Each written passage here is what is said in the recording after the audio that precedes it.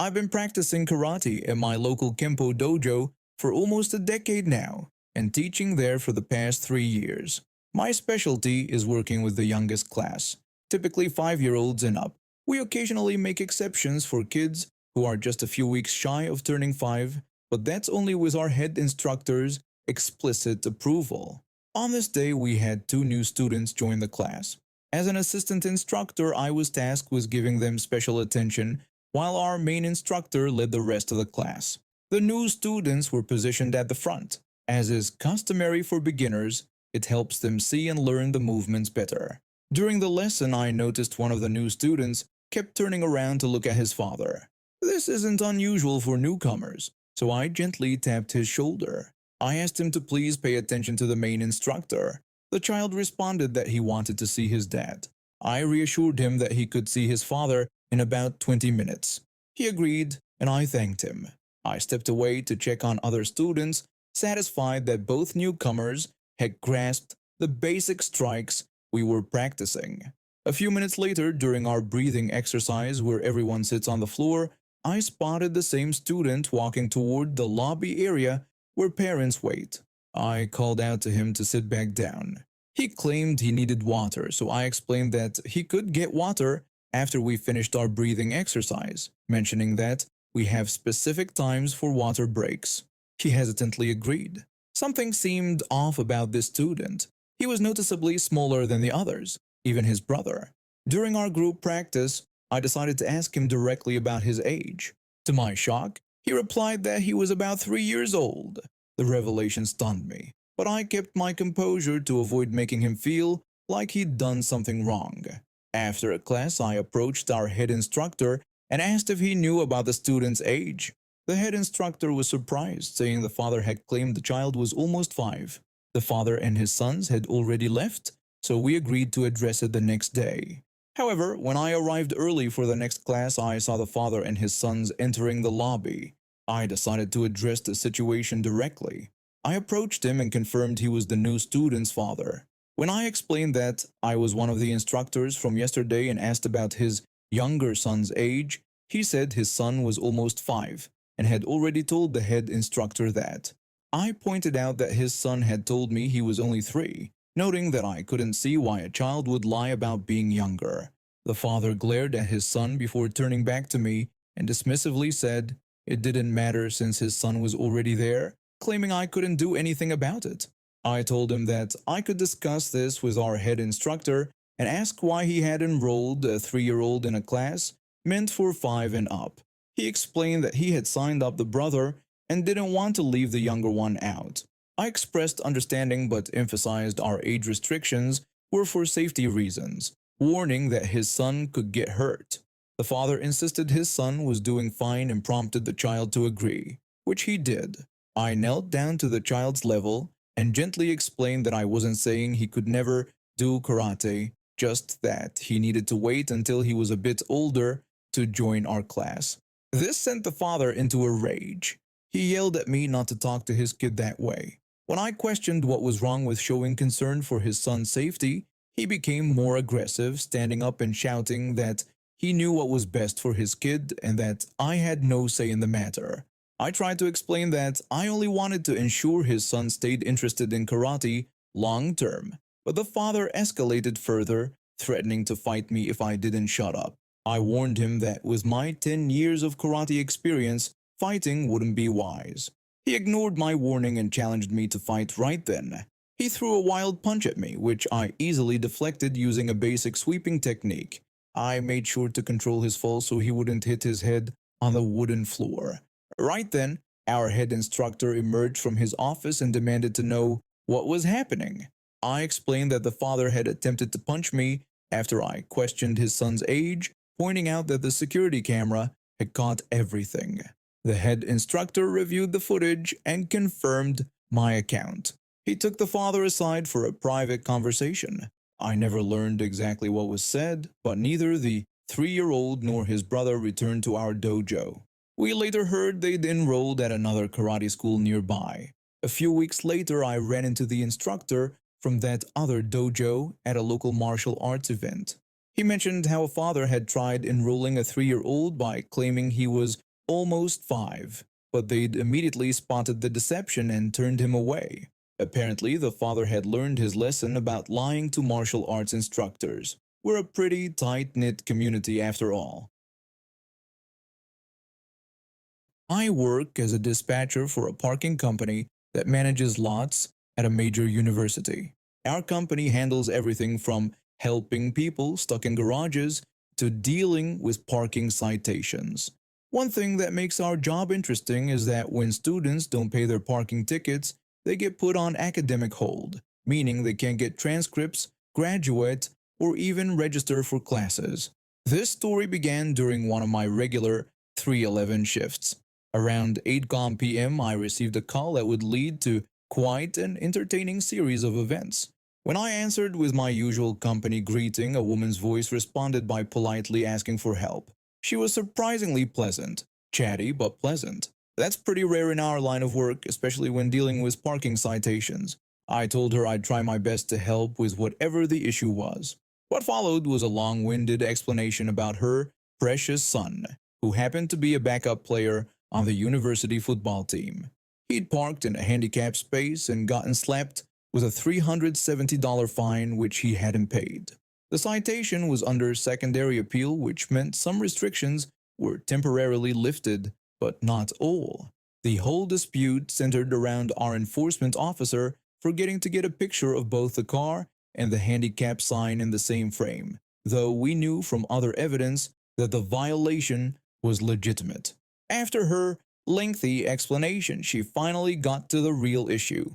She explained that her son had tried to pick up his family tickets for the game the day before, but they wouldn't let him because of a hold on the account. She was confused because she thought the hold was supposed to be lifted.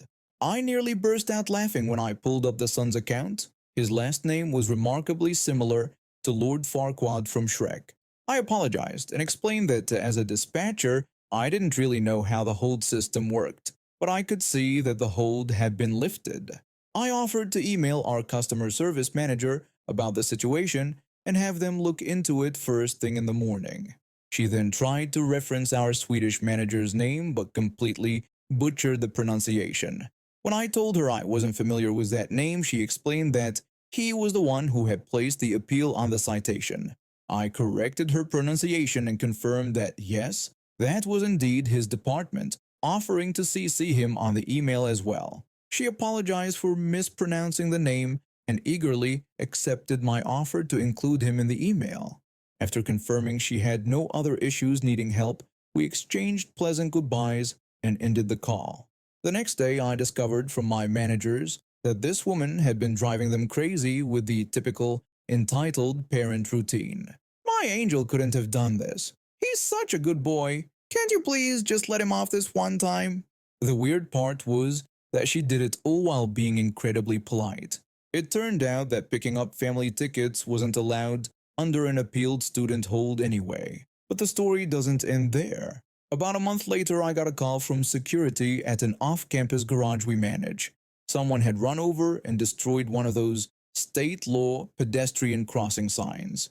They had the license plate number, and when I looked it up, it belonged to none other than our entitled football player. I could barely contain my excitement when I told our Swedish manager about it the next day. When I showed him that these signs cost anywhere from $330 and up, the total repair quote came to $500 because the sign was mounted with steel cables that had to be re-drilled and reinstalled. The son first denied everything, but when we mentioned the video footage, he changed his tune. Then he tried claiming the sign only cost $20, and that's all he'd pay. When that didn't work, he ran crying to his mother again.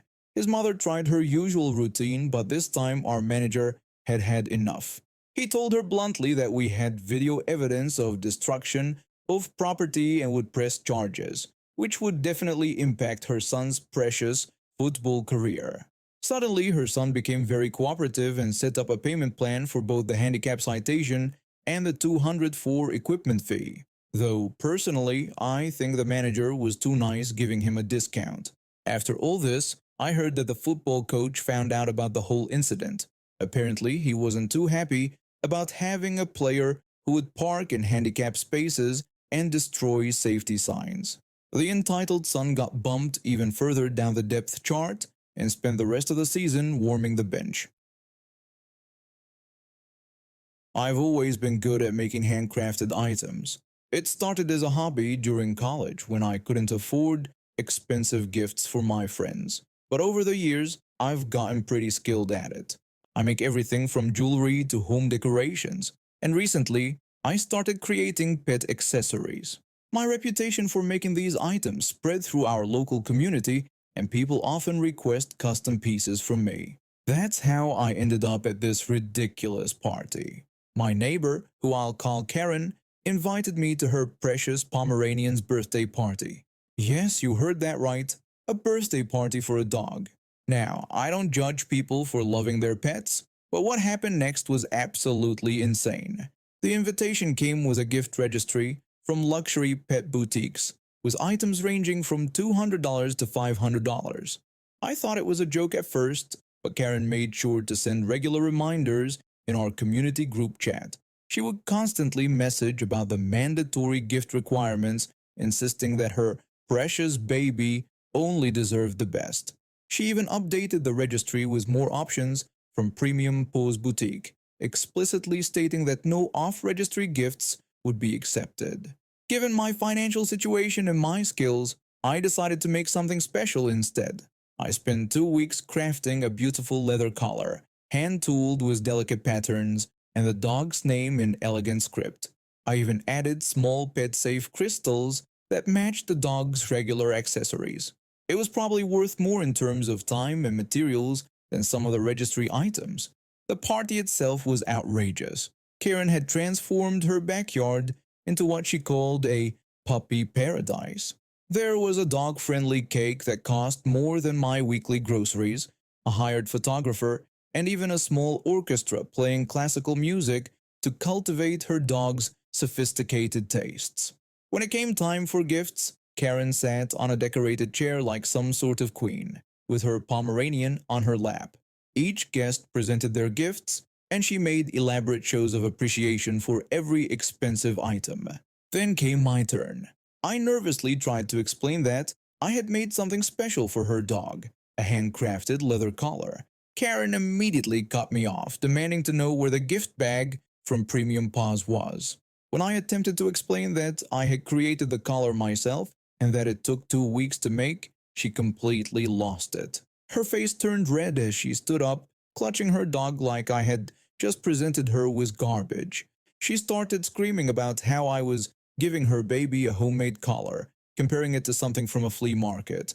She ranted about how unacceptable this was and how important this day was, pointing out that everyone else had managed to follow the registry. When I tried to defend myself by explaining the thought and effort I had put into the gift, she became even more enraged. She declared that effort didn't pay for quality and that I had completely ruined the party. Then came her most outrageous demand. Since I couldn't be bothered to bring a proper gift, she insisted that I should pay for the entire party. The other guests started shifting uncomfortably in their seats as Karen continued her tirade. She threatened that if I didn't pay for everything, the catering, the orchestra, all of it, she would make sure everyone knew what a cheap, thoughtless person I was. I was shocked into silence, but another guest came to my defense, commenting on how beautiful the collar was. Karen immediately snapped at them, telling them to stay out of what she claimed was just between her and the party ruiner. But it wasn't anymore. Karen pulled out her phone and started typing furiously, announcing that she was posting about this right then and there, promising to let everyone know how I had disrespected her baby. Within hours, she had posted a completely twisted version of events on every community Facebook group and local social media platform. She even called the small business where I sell some of my crafts, demanding they stop carrying my inferior products. But her plan backfired. People started sharing photos of the accessories I'd made for their pets. Local business owners posted about their positive experiences with my work. The owner of Premium Paws Boutique, the very store from her registry, reached out to me about potentially carrying my line of custom pet accessories. The final blow came when someone posted a video of her meltdown at the party. Her theatrical performance screaming about a beautifully crafted collar while classical music played in the background became the talk of the community. Even better, the video caught her saying she'd make me pay for everything, which became very useful when she actually tried to take me to small claims court. The judge took one look at the evidence, the ridiculous gift registry, the video of her threats, the social media harassment, and dismissed her case. He even warned her about making false claims and threats. The community's response was swift. The local pet rescue organization, which Karen had been trying to join as a board member, publicly denied her application. Her social media influencer dreams for her luxury pet lifestyle brand crumbled as the video continued to circulate. Premium Paws Boutique not only started carrying my pet accessories line but featured my work in their front window display. The centerpiece? A recreated version of the collar Karen had rejected, which became their best-selling item that season. These days, Karen still lives in the neighborhood, but she's much quieter now. She had to turn off comments on all her social media accounts, and her attempts to host more extravagant pet parties have been met with polite declinations. When the for sale sign came down at the house next door, I was excited to welcome a new neighbor to our quiet suburban street. My husband Tom and I had lived here for 8 years, raising our two children in what we'd worked hard to make into our dream home. I remember seeing the moving trucks that Saturday, a single man probably in his mid-40s methodically unloading boxes with a kind of mechanical precision that seemed odd at the time. I waited a week before bringing over my welcome cookies, chocolate chip, the same ones I make for every new neighbor. He seemed nice enough when he opened the door, if a bit intense. His eyes had this eager, hungry look that made me slightly uncomfortable, though I brushed it off as just the awkwardness of meeting someone new. He complimented my garden extensively, especially the hydrangeas I'd spent years cultivating. I noticed he'd already planted some of his own, the exact same variety, in the exact same arrangement as mine. The similarities didn't stop there. Over the next few weeks, I started noticing little changes in his yard. Each time I added something to my garden or rearranged my decorations, he would mirror it within days. The same wind chimes appeared on his porch. Identical garden gnomes showed up in the same positions. Even our custom-made mailbox, a wedding anniversary gift from Tom, suddenly had a twin next door. At first, I tried to rationalize it. Maybe he just had similar taste. Maybe he was new to gardening and using our yard as inspiration. But then I started noticing him watching us. He was always there, behind his curtains or puttering in his yard, his attention fixed on our family. I began keeping the blinds closed more often, started hurrying the kids inside when I'd spot him at his window. The day he approached me about the children, my blood ran cold. There was something deeply unsettling about the way he talked about them, like they were characters in a story he was trying to join. When he mentioned the play structure he'd built, an exact copy of ours, and offered to babysit, every maternal instinct I had screamed danger. I shut down the conversation immediately and rushed inside, my hands shaking as I called Tom at work. Things escalated from there. I started noticing my husband's clothes appearing on our neighbor, the same brands, the same styles, sometimes identical items. He bought the same car as ours. The kids started having nightmares about the man who watches us. We stopped letting them play in the front yard. I caught myself checking and rechecking the locks at night, jumping at every sound.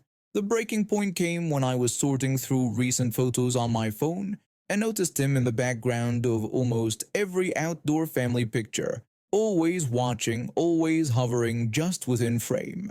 That's when we called the police. Tom confronted him first, trying to handle it man to man. I stood on our porch, ready to call 911 if needed, and listened as our neighbor tried to explain himself. His words about wanting to be part of the family sent chills down my spine. When the police arrived, they found evidence that horrified us. Photographs of our family, detailed notes about our routines, our habits, our schedules. The restraining order brought some peace, but we still felt violated. When he finally moved away, we learned more about his story, about his wife's death, their struggles to have children, his unprocessed grief.